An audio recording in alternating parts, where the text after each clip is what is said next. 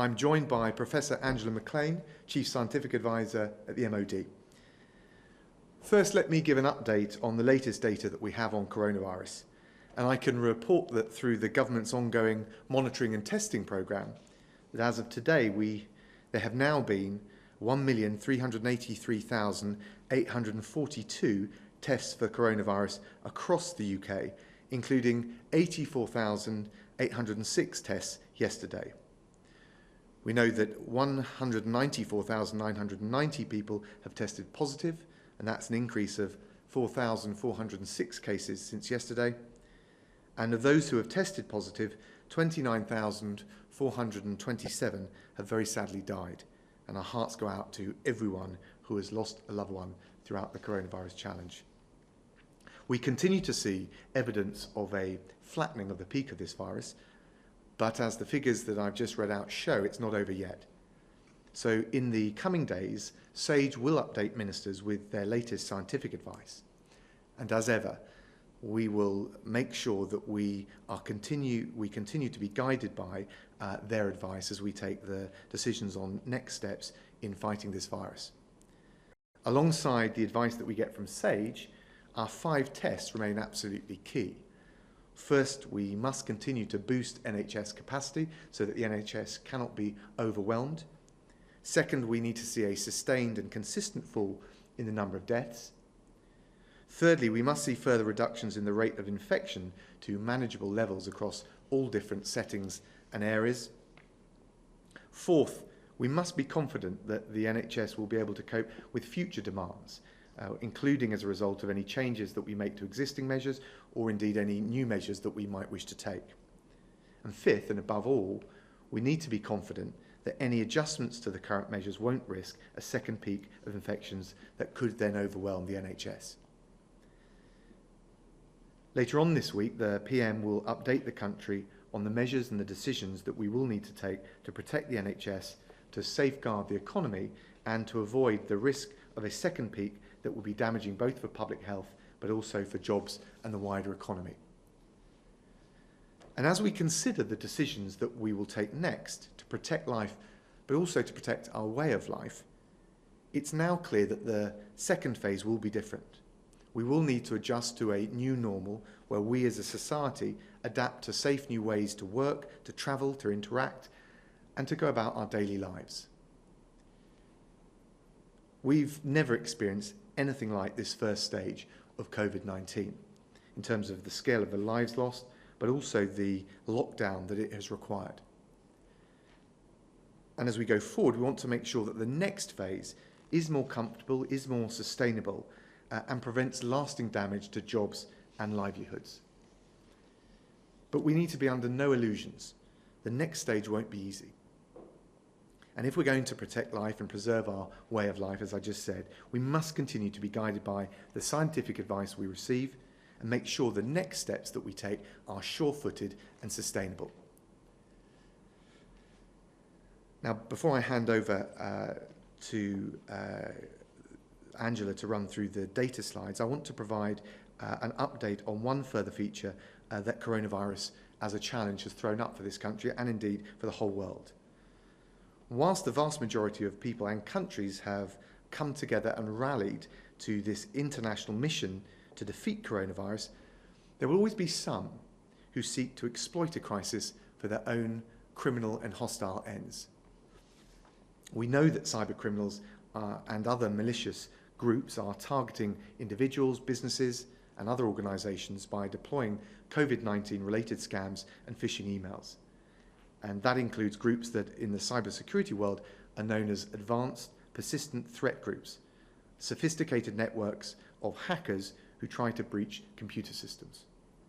And we have clear evidence now that these criminal gangs are actively targeting national and international organisations which are responding to the COVID-19 pandemic, which I have to say makes them particularly dangerous and venal at this time.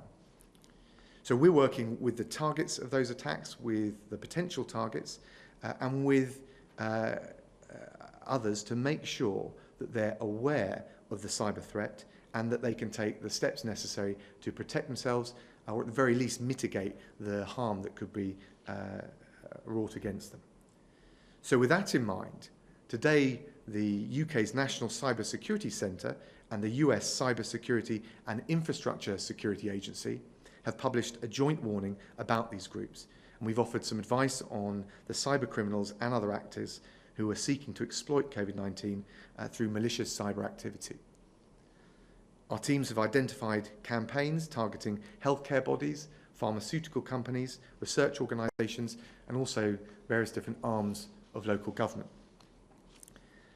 Now, there are various objectives and motivations that lie behind these attacks, from fraud on the one hand to espionage. But they tend to be designed to steal bulk personal data, intellectual property, and wider information that supports those aims, and they're often linked with other state actors. Now, we expect this kind of predatory criminal behaviour to continue and to evolve over the coming weeks and months ahead, and we're taking a range of measures to tackle that threat. So, as we've done today, we'll share advice on the nature of those threats to enable businesses, citizens, and our international partners to better defend themselves against the full range of cyber attack, from hostile states to criminal gangs. Preventative action is often the very best way to deny attackers the opportunities that they're looking for. The National Cyber Security Centre offers a range of practical advice to safeguard against cyber attacks, from things like using the use of online passwords to guidance on what are the trusted sources of online information related to COVID-19, like the gov.uk sites or Public Health England. Now, as well as providing practical advice, the UK will continue to counter those who conduct cyber attacks, and we're working very closely with our international partners to respond to the threats, but also to deter the gangs and the arms of state who lie behind them.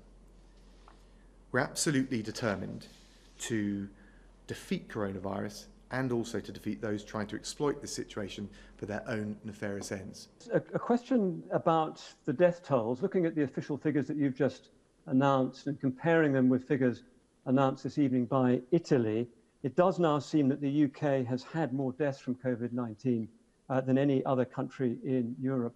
If it does turn out that we are the country that's hardest hit in Europe, what's your reaction to that? Well, thanks, David. You're asking me to speculate there. All I'd just say is, first of all, 29,427 lives lost is a massive tragedy, something in this country on this scale, in this way, that we've never seen before. And as I said before, my heart goes out to anyone that's lost a loved one.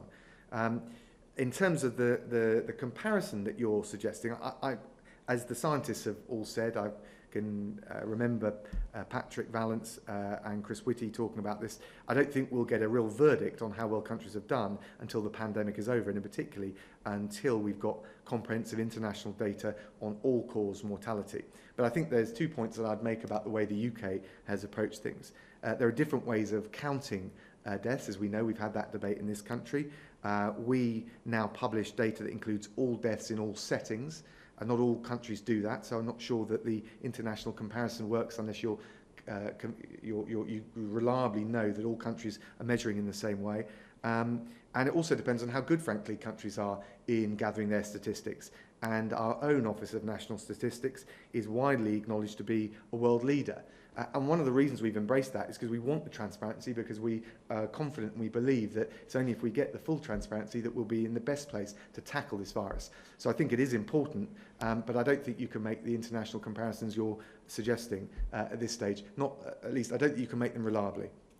Angela. I would just reiterate, I think we have decided that our measure of how things have gone will be age-adjusted all-cause mortality. Because that will capture all kinds of impacts of COVID, not just the COVID deaths. And clearly it will be important to do what we can to make international comparisons. Everybody knows that making international comparisons in such statistics can be difficult.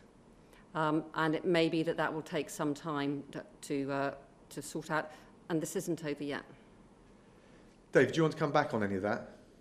On another topic, if I may, last week the Prime Minister suggested that there may be situations where there could be benefits from the public wearing masks.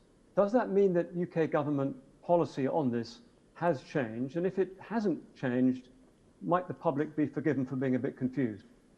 Well, of course, you're always trying to tempt us to get one or two steps ahead of the game. The reality is we're considering the SAGE advice. That advice has been nuanced, if I can say it like that. The evidence is rather finely balanced, but we'll make sure that we consider it very carefully. One of the things we don't want to do is give people inaccurate advice or create false confidence or comfort in masks. And also there's a key difference between masks that, for example, the self-made masks that some people around the world are being encouraged to use, and the clinical masks that we need for the NHS. And we do not want to detract from the supplies of masks and other PPE, frankly, going to the front line in the NHS or care home workers. But the wider advice we'll consider and shortly be saying more on.